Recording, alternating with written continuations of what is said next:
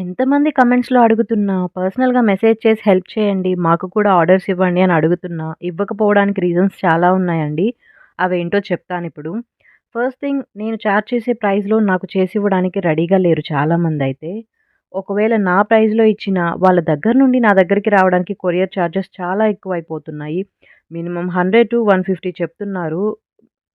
మళ్ళీ మీ దగ్గరికి తెప్పించుకోవడం ఎందుకు? డైరెక్ట్‌గా కస్టమర్‌కే సెండ్ చేయొచ్చు కదా అనుకోవచ్చు. మీరు ఎలా చేస్తారో ఏంటో తెలియకుండా డైరెక్ట్‌గా కస్టమర్‌కి పంపిస్తే నేను కస్టమర్‌ని లాస్ అయ్యే ఛాన్సెస్ 90% ఉన్నాయి.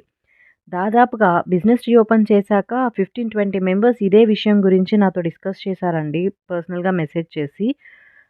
2-3 మెంబర్స్ తప్ప మిగిలిన వాళ్ళెవ్వరు థ్రెడ్ ర్యాపింగ్ నాకంతగా నచ్చలేదు.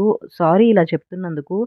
మీకు ఆపర్చునిటీ ఇవ్వడం కోసం నేను కస్టమర్‌ని పోగొట్టుకుంటే నాకే లాస్ కదా! ప్లస్ బల్క్ ఆర్డర్ ఉన్నప్పుడు ఏదన్నా కొంచెం ఆర్డర్ ఇచ్చి తీసుకొచ్చుకోవడానికి కూడా నాకు డెలివరీ చార్జెసే చాలా ఎక్కువైపోతున్నాయి.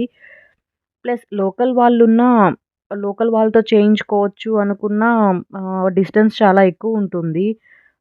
అందుకే రిస్క్ తీసుకోవడం లేదు. అందుకే ఆలోచించాల్సొస్తుంది. అన్నిటికి మించి మోస్ట్ ఇంపార్టెంట్ విషయం ఏంటంటే 7 మంత్స్ టెంపరరీగా క్లోజ్ చేసి రీఓపెన్ చేశాక ఇంతకు ముందులా ఎక్కువ ఆర్డర్స్ రావడానికి టైం పడుతుందండి. కొంచెం కొంచెమే ఆర్డర్స్ వస్తున్నాయి. అది కూడా చిన్న చిన్న ఆర్డర్స్ వస్తున్నాయి. 1, 2 బల్క్ ఆర్డర్స్ వచ్చాయి. అది కూడా ఎక్కువ టైం తీసుకొని నేనే చేస్తున్నాను.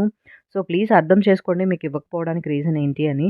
ఇంతకు ముందులాగా ఊపిరి తిప్పుకోలేనంత ఆర్డర్స్ వస్తే మీరు అడగడం కాదు, నేనే మిమ్మల్ని రీచ్ అవుతాను చేసిస్తారా అని చెప్పి. అప్పటి వరకు ప్లీజ్ ఓపిక పట్టండి. బై ద వే, ఈ బ్యాంగిల్స్ ఒక బల్క్ ఆర్డర్ కోసం చేశాను. వీడియోని ఇక్కడ వీడియో కింద ట్యాగ్ చేస్తున్నాను. ఇంట్రెస్ట్ ఉన్న వాళ్ళు చెక్ చేయండి. Thank you so much for watching and stay tuned for more videos.